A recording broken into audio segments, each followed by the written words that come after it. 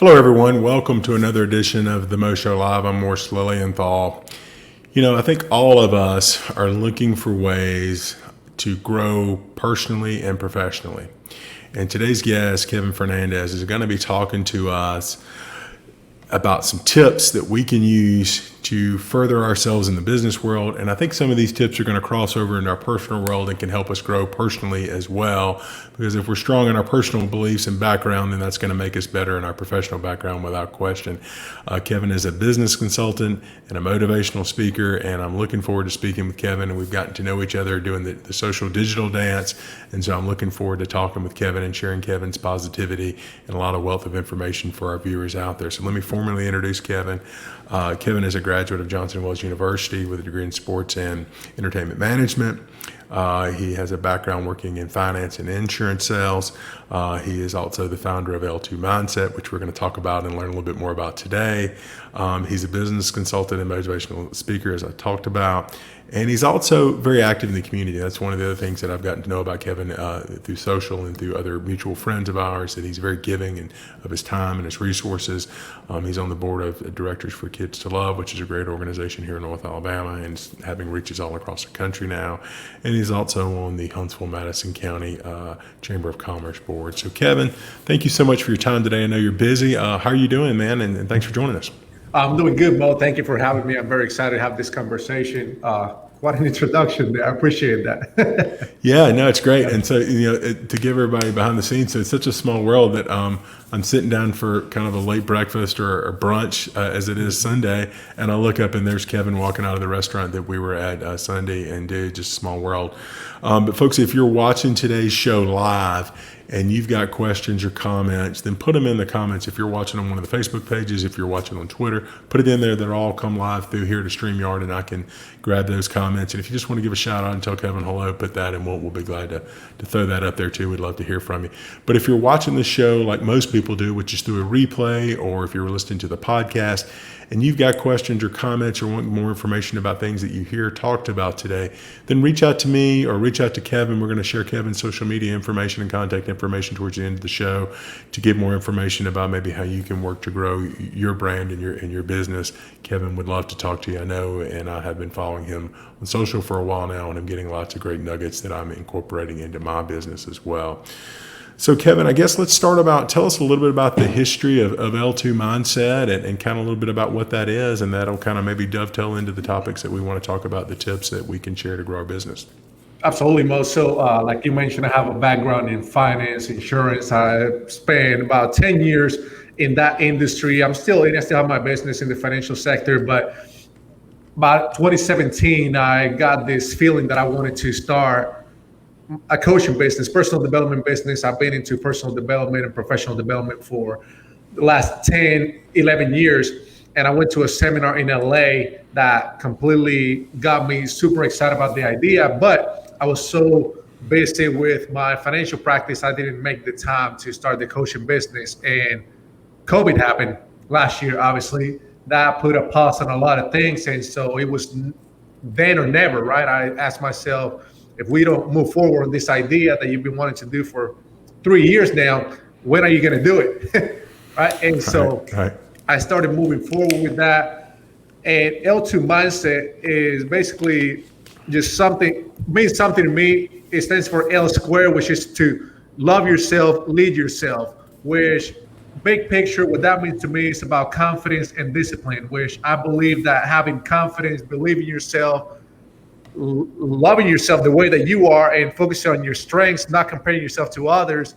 And then the part of leading yourself without discipline, you can't accomplish anything of any big success, any big achievements. And so that's the foundation of L2 Mindset, is to develop leaders by having them have full confidence and discipline to achieve their goals. So that was the intention behind it. Now, since I've been coaching, it's taken a little bit of a turn. I'm doing a lot of business coaching, business consulting because of my experience in the financial sector and sales. I've been doing a lot of work with business owners and sales leaders, helping them unleash maximum performance for their teams.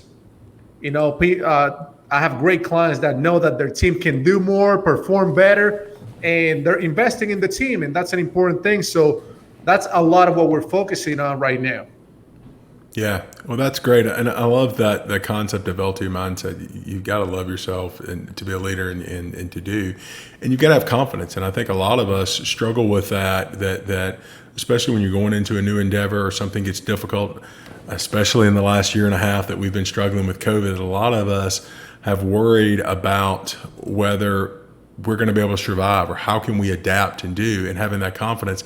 And so if you don't have that, or have someone like you, or have some others that you can rely upon to help you get through those times, it's going to be tough to do. And so you've got to know, hey, I can do this. I can get through this.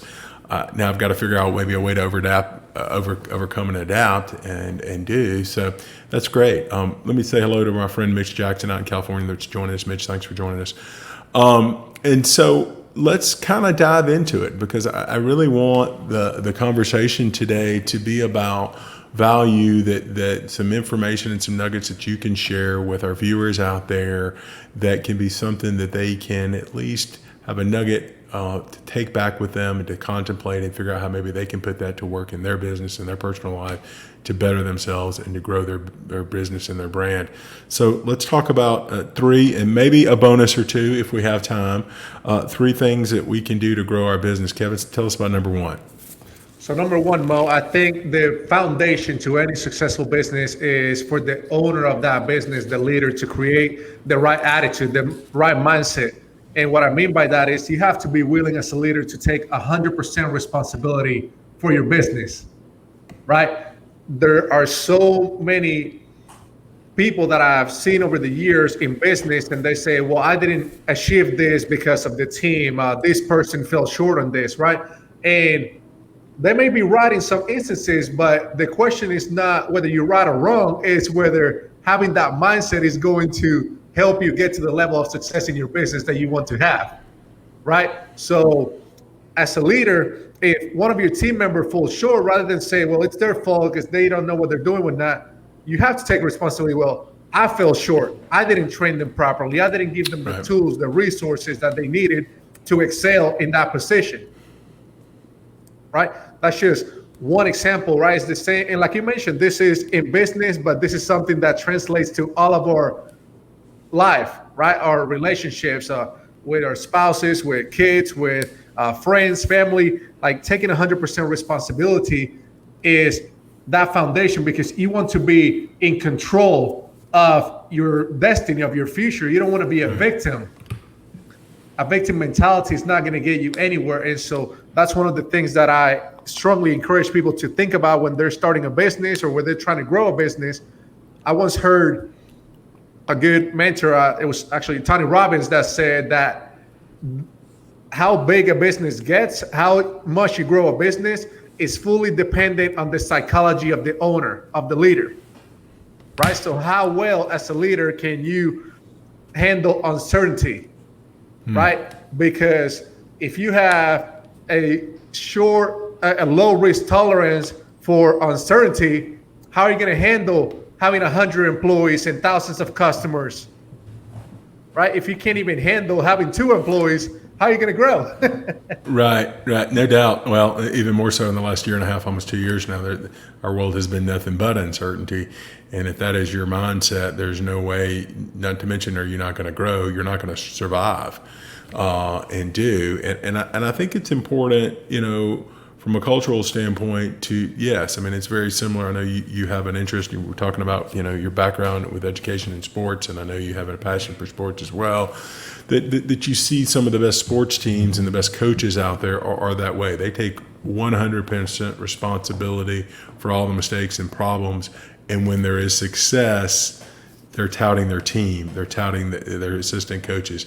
And so same way in the business world, that if you're the leader of the pack, if you're the owner, or if you're a supervisor and you're in management, you need to be taking responsibility for everything that's going on at your level and below you, because everybody's looking to you. And that's what I think people don't realize is that I think your employees are looking at you even when you're not face to face with them, and how are you treating others? How are you responding? Are you saying one thing and then doing another, and that's just very degrading for employees. And then, are you holding everyone to the same standard? And I know that we've seen that, and too, where some employees are able to seem to have more range to get away with something if you do that and then other employers are like, well, how come I'm being held to this standard and do? So I think creating a culture that is across the board, that are high expectations, and then owning it and being there and being responsible for it. What do you think about that?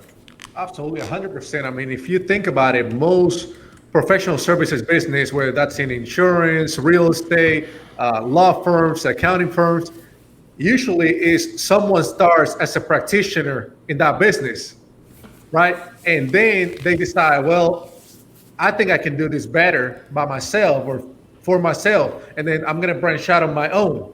And so then they start doing their own thing. And once they get too much business, then, okay, I got to build a team. And so once a leader gets to that point, you get to a point where you need a team, it's no longer about you.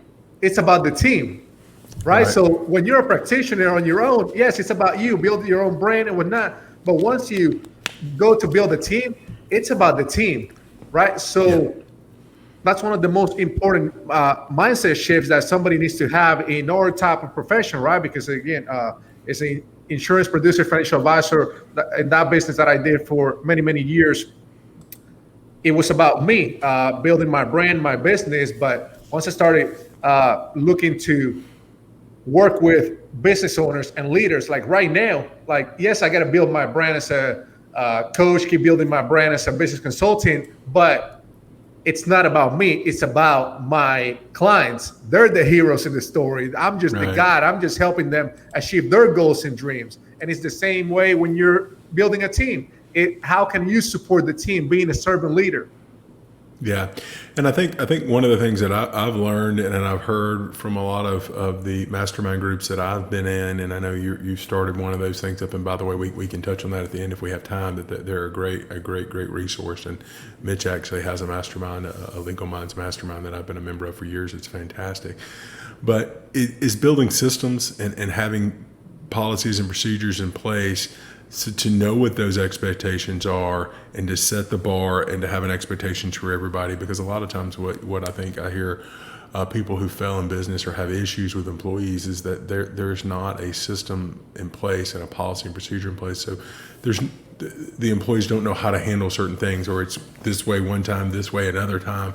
And then, you're like, well, wait a minute, we did it this way that time. Why aren't we doing it this way this time? And maybe there's a rational explanation for that.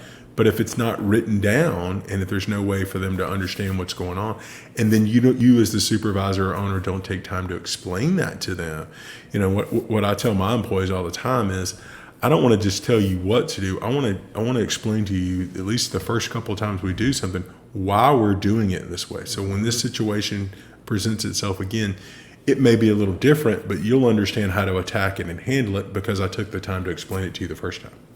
Absolutely. Yeah.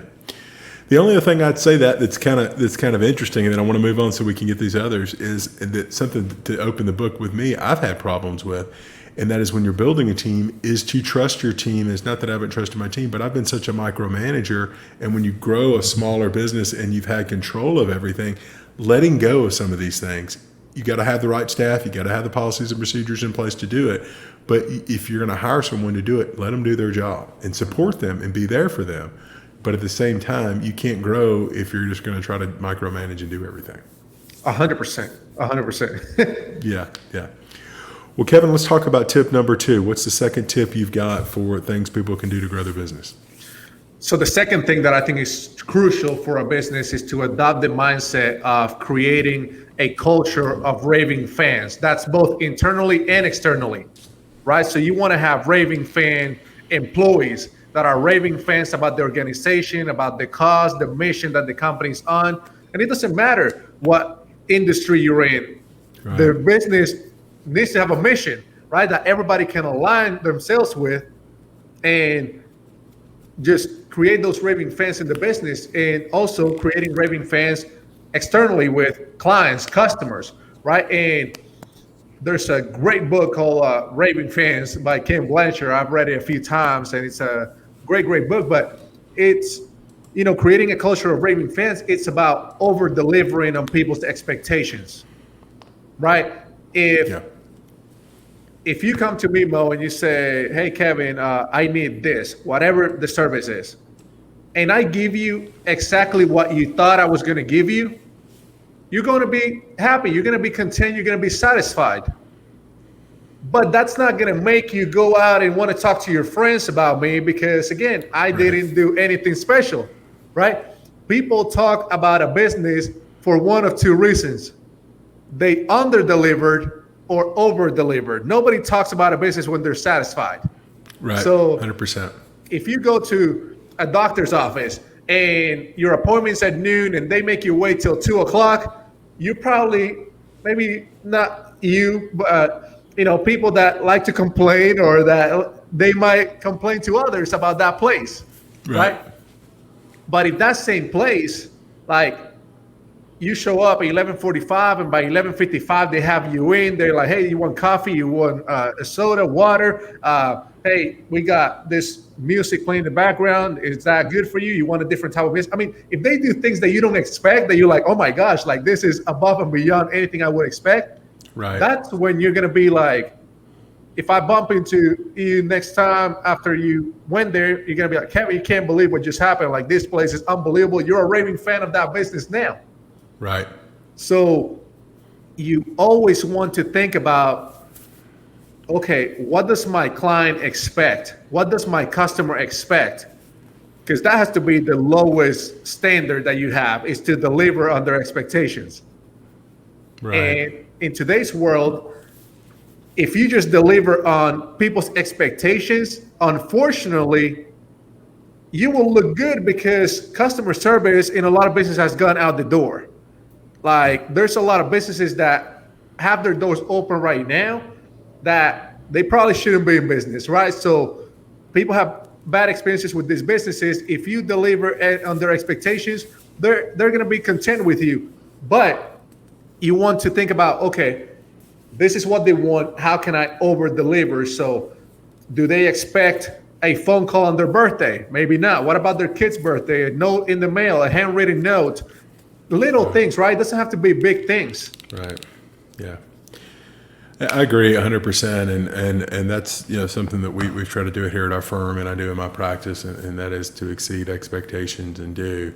And it can, and as you said, the thing with that is it can be not only with the actual delivery of the services that you're doing, but are you humanizing that person? Are you humanizing yourself? Are you making a personal connection as much as you can, depending on the nature of the business, with that person?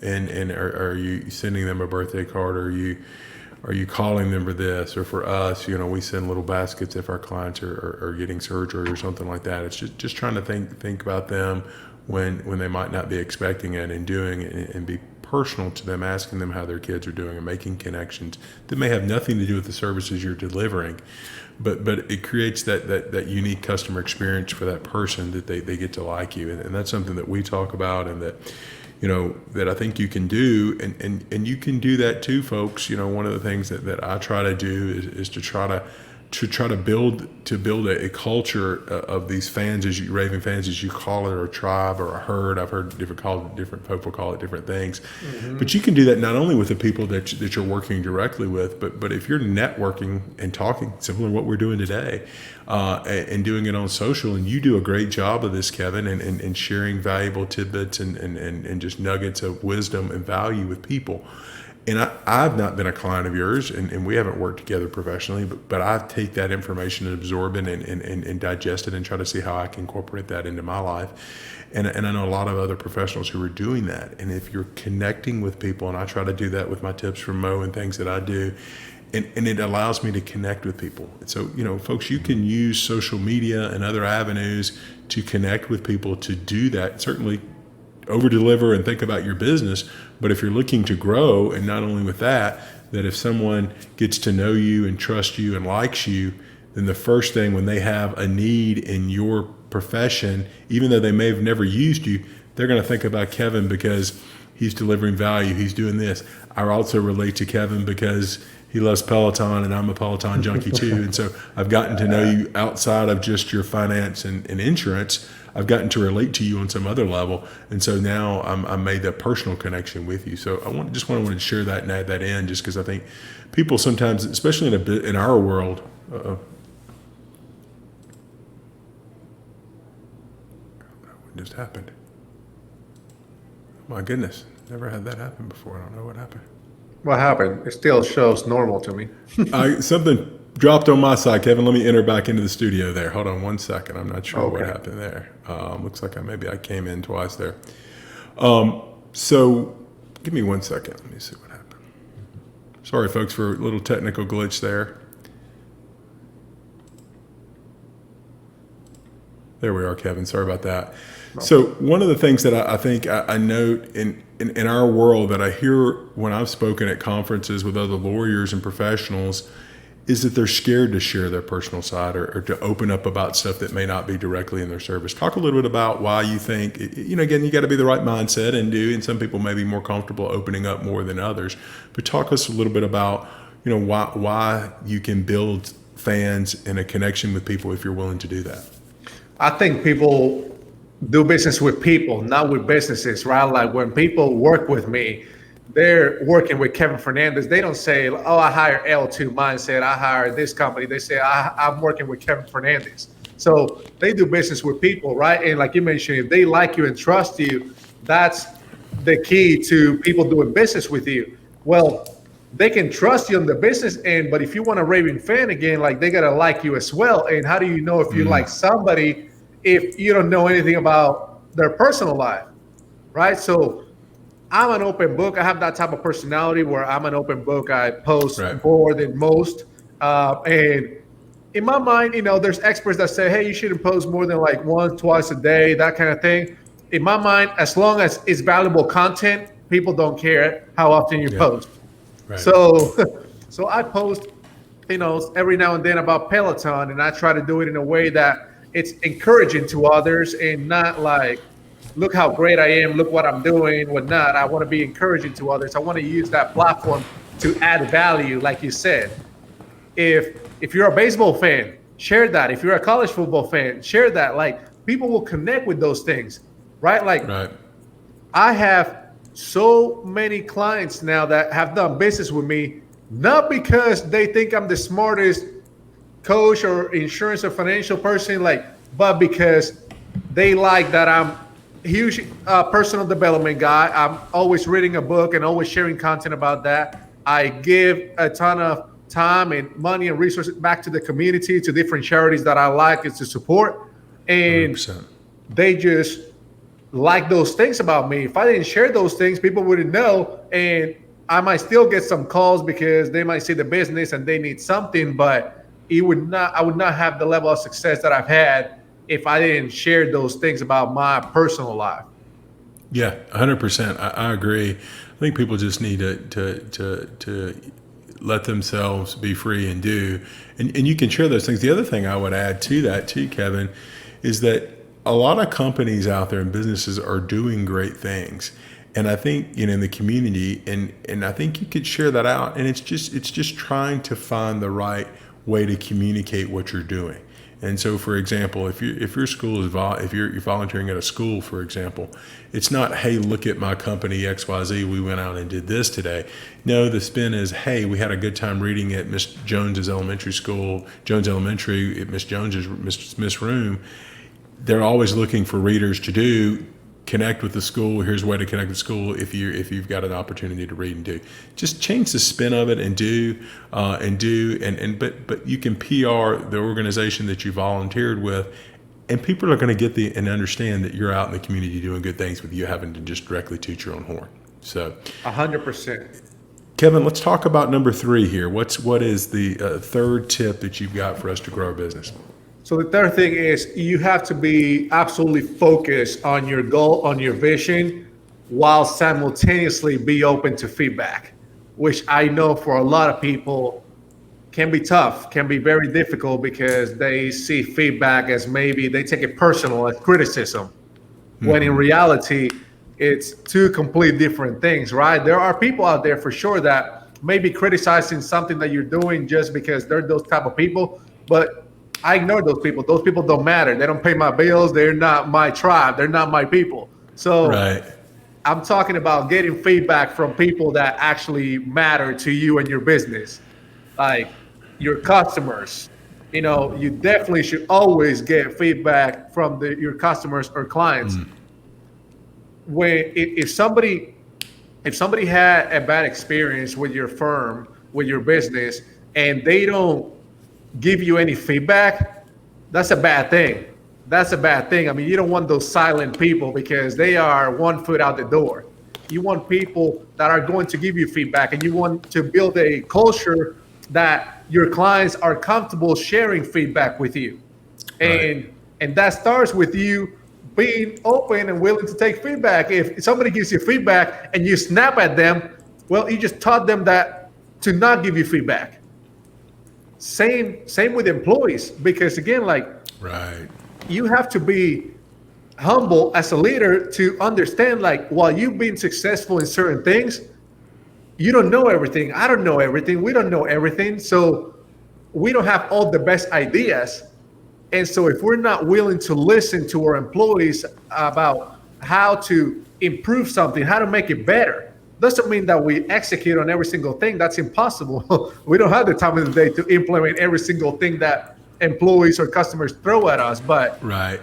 if a customer says one thing, or maybe it's a complaint, right? But a complaint can be used constructively to improve the business, because you can look at it and be like, oh, well, that's just a customer with a negative attitude. But it could be, but it could also be like, okay, is this the first time somebody complains about this?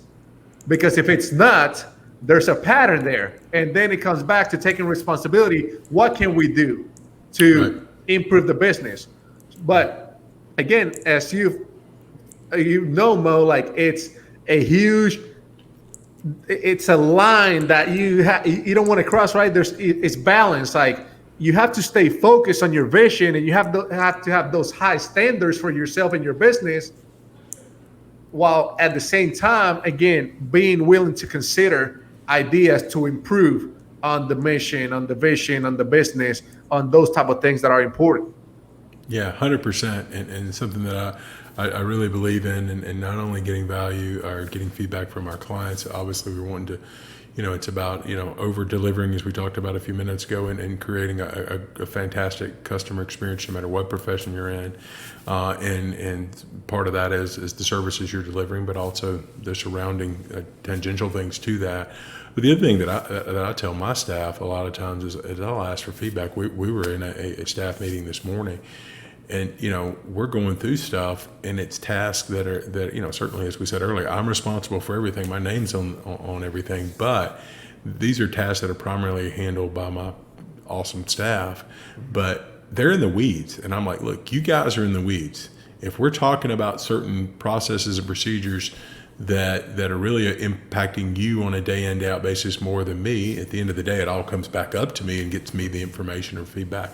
I need to hear from you. So if what we're talking about doing is not working, or if you've got input that you want to change something, let me know. And as I've always told my staff, I want to hear from you. Now, I may have a reason why I don't want to do that, but I want to create a culture that you feel comfortable saying, hey, Morris, this is why I think we need to change this procedure. I think we need to do this because this is going on now, so forth and so on. So I totally think that is great. And as we get close, I think one other thing that we've kind of touched on a minute ago that I think would be great here, and would love to get your feedback on that, which is we're talking about getting feedback, and that is masterminds. And I am a big proponent of that. I've been in a couple over the years. And it's just a situation where you're surrounding yourself with other like-minded people who have similar goals as you, maybe in a little bit different situation than you. But I don't ever want to be the smartest person in the room, right? I want to surround myself with people who are where I want to be and have skill sets that I don't have, so I can learn from them. Talk a little bit about what a mastermind is for people who've never really heard one or participated in one, and why that may be something they want to look into. Yeah, so I think mastermind groups have been around forever, right? I think I first read about it in the book Think and Grow Rich that was published in like the 1930s. But a mastermind really is nothing more than a group of people coming together to improve each other's businesses, lives. So it's a great place for people to connect, and they know that they have like-minded individuals in the group, right? These are all people that want to grow, that want to get better. And so in the mastermind groups that I've hosted, that I've been part of, you come together with these people and you share some of your wins, some of your struggles, some of your setbacks, and some of your goals, and you get feedback like, hey, maybe like I'm having issues with this and this and this, and you have, like you said, smart people in the room that can tell you, well, I experienced that a few years ago, here's what I did, and here's the result that I was able to get. Or right. Hey, have you tried this and this and this? So again, it's just that idea that more people coming together is going to be better than you trying to figure it out by yourself. Everybody has a different background, different experiences. And so I do believe that there's something we can learn from everybody, even those people that some people are like, I can't ever learn something from that. Maybe from that person, maybe you're learning how not to be. That person reminds you how you don't want to be, right? So you can learn anything from anybody. Absolutely, 100%. Well, if you're out there and you're in any kind of service industry and you're looking to grow professionally, from a personal professional standpoint, or you grow your business, depending on where you are, once you get to a point where you can have enough time to look at it and do, I just value it. And certainly with these resources, you can do it in person. I've been in a lot of masterminds where we do it via Zoom and do other, teleconferencing and stuff if you can't find one locally that fits your needs. But it's a valuable resource. And of course, it's like anything else, you got to put something into it to get something out of it, and do. But, Kevin, I want to thank you for your time today. Tell us a little bit about how people, if they want to learn more, and I really encourage everyone to follow Kevin on social to get some of these business tips and just professional and motivational tips and things out there. How can people find and connect with you? Yeah, so they can find me on Facebook, LinkedIn, Instagram. I got my personal brand page, Kevin E. Fernandez. I put a lot of content on that, so feel free to connect there. I also have some business pages for L2 Mindset. So we can probably put that in a caption or comment somewhere so people know. Yep. It's just L2, then Mindset, LLC. So that's our business. And so I'm very excited to be on this. I appreciate the opportunity. It's been great. I feel like we could have kept talking all day about these things. I mean, there's so much that we could have dipped into. So I appreciate the time that you gave me, Mo. Absolutely, absolutely. And if you're like Kevin and I, and you're a Peloton junkie, then look us up or hit us up if you see us and connect with us on Peloton. Kevin, it just blew me away on one of his rides the other day. I can't. So the resistance ride where you had averaged 100 resistance, which, folks, that's the max. That's like climbing Mount Everest. I just, my knees buckled and I wasn't even riding the bike when I saw that. So that's awesome. It inspires me and do it. And sharing those things. And I've heard that from a lot of people, sharing my Fat to Fit journey and sharing, my struggles and do helps others. And so if you're out there doing that and you've got a journey to go on, it doesn't have to be every post, but share it out there. Other people are watching and doing. You might just motivate somebody else to get up, and that keeps you motivated too. But Kevin, thank you so much for all the wonderful advice today, folks. If you've got questions for Kevin and you're watching the recording, put it in the comments. We'll get to that later. And Kevin, we'll put links to your social media stuff in the comments over on Facebook. And we appreciate it and look forward to connecting and staying in touch. Absolutely. One last thing I forgot to mention. If somebody just wants to email me directly, my email is kevin@l2mindset.com. So that's the easiest way to get in touch. So I just want to put that out there. Yeah, absolutely, Kevin, at L2 Mindset. And then we'll throw that out there too. So Kevin, thanks again so much. Folks, thanks for tuning in today. We'll catch everybody next time. Thank you, Mo.